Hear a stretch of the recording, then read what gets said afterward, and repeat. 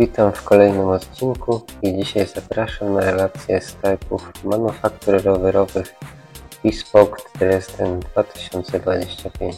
Targi te odbywały się w dniach 10-12 października 2025 na międzynarodowym lotnisku w Dreźnie. Na tych targach wystawiają się niezależni twórcy rowerów i akcesoriów rowerowych, chociaż też nie zabrakło kilku marek mainstreamowych, takich jak Schwalbe, Brooks czy Tailfin.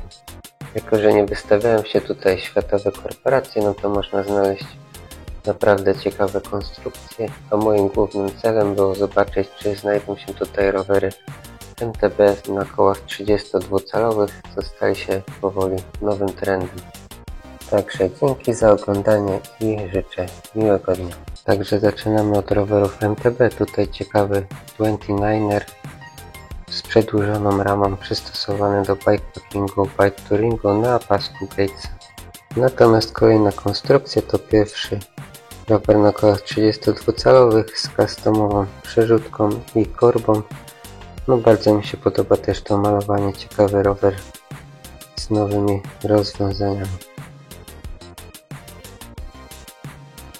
Kolejna konstrukcja to również rower na kołach 32-calowych, jego na pewno wyróżnia przedni widelec i konstrukcja tylnych widełek, a tutaj jeszcze zbliżenie na jedyną z tego co mi wiadomo aktualnie produkowaną masowo oponę 32-calową Maxxis Aspy.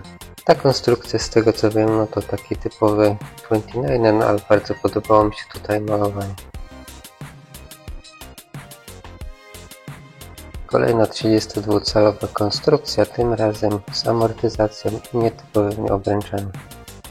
Tutaj mamy zwykłego 29era, ale jak widać takie wymyślne widelce wcale nie są tak mało popularne, jak mogłoby się wydawać, przynajmniej na tych targach.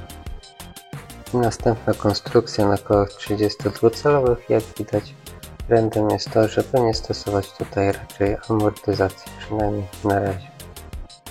Ta konstrukcja to natomiast technologiczny kombo, nie dość, że przekładnia pieniona, pasek, to jeszcze rower elektryczny i ogromny amortyzator z przodu. I przechodzimy do graveli, a tutaj jedyny przedstawiciel Polski na targach, którego udało mi się znaleźć, czyli Loke Bikes. Wśród graveli szukałem raczej jakichś nietypowych konstrukcji niż wymuskanych rowerów na najwyższych grupach osprzętowych. Ta konstrukcja myślę, że dobrze wpisuje się w to, czego szukałem, czyli przekładnia piniona na pasku Gatesa i do tego przednia amortyzacja. Ta ostatnia może nie jest czymś wyjątkowym, bo to jest taki mały gravelowy trend ostatni. Jednak na pewno czymś wyjątkowym są drewniane ramy, które udało mi się znaleźć u dwóch różnych wystawców. Ciekawe moim zdaniem jest to, jak takie ramy dają sobie radę z wibracjami, które występują podczas jazdy w terenie. Tą nietypową konstrukcją zaczynamy następną kategorię, czyli rowery cargo. Ten rower wyróżnia na pewno nietypowa górna rura i ciekawe wojskowe malowanie. Przy tym rowerze zastanawiałem się, czy dać go do rowerów MTB czy do rowerów cargo, ale jest on na tyle długi, że jednak zdecydowałem się umieścić go w rowerach cargo. A tutaj ciekawa konstrukcja, czyli rower cargo z barankiem i nietypową przestrzenią bagażową z przodu. Natomiast ten mini cargo bike jest ciekawym rozwiązaniem, bo wygląda trochę jak cruiser, z tyłu opona 29, a z przodu bodajże 20 cali. W przypadku tego roweru w sumie najbardziej zainteresował mnie mechanizm, który odpowiada za kierowanie widelcem. Jak widać jest on zrobiony na takim łańcuchu. A teraz bardzo mało popularna kategoria rowerów na polskim rynku, czyli mini velo. Są to rowery z ramą dostosowaną do osób dorosłych, ale na mniejszych kołach, a tutaj jak widać takie wyjątkowe rozwiązania na 12-calowych kołach. Natomiast ta konstrukcja to już totalny odjazd, czyli mini velo z pełnym zawieszeniem przód-tył. A tutaj chyba najbardziej klasyczne rozwiązanie z kołami 20-calowymi. A na koniec jeszcze takie oryginalne rozwiązanie z dwoma korbami. Szczerze mówiąc nie mam pojęcia, na jakiej zasadzie to działa. I ostatnia kategoria, czyli rowery touringowe. Ten tutaj widoczny ważył zaledwie 8 kg. Natomiast ta konstrukcja zwróciła na mnie swoją uwagę swoim wyposażeniem transportowym, jak i ciekawymi sakwami.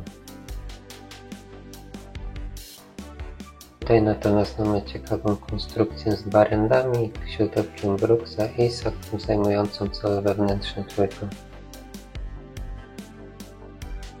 Na koniec zostawiłem jeszcze rowery, które nie wiedziałem do jakiej kategorii przydzielić, a wydawały mi się wyjątkowe. Ten rower poziomy zrobił na mnie ogromne wrażenie swoim designem. Moim zdaniem wygląda on jak jakiś bolid z lat, nie wiem, 40. czy 50.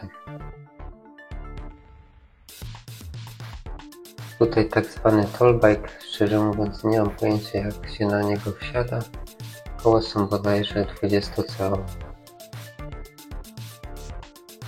A tutaj rodzynek, bo nie kojarzę, żeby na targach były jeszcze jakieś inne fatbike'i. I co ciekawe, miał on koła 24-calowe z oponą 6,2 cala. Tutaj natomiast rozwiązanie dla szosowców, którzy nie lubią jeździć samemu.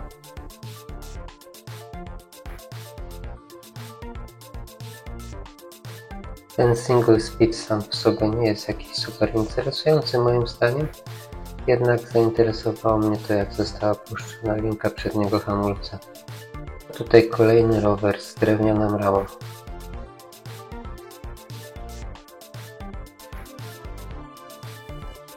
Na koniec zostawiłem sobie akcesoria rowerowe i na pierwszy rzut mamy przedni bagażnik ze zintegrowanymi uchwytami na bitem.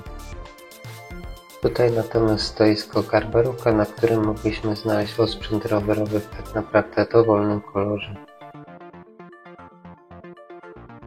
Natomiast Tailfin prezentował całą gamę swoich toreb bikepackingowych.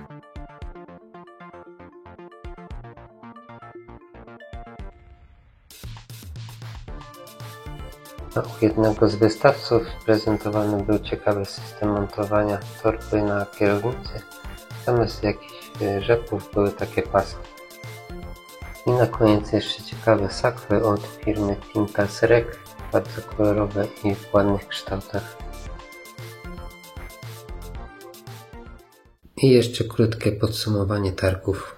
Szczerze mówiąc to jednak myślałem, że tych wystawców będzie dużo więcej, no bo do tej pory jeśli jeździłem na jakieś targi, to na międzynarodowe targi poznańskie, które są ogromne, no a Bespoke odbywało się na terminalu lotniczym Międzynarodowego Lotniska w Dreźnie i to też nie jakby na całym terminalu, tylko tam kawałek na drugim poziomie był wyznaczony i później jeszcze kawałek trochę wyżej.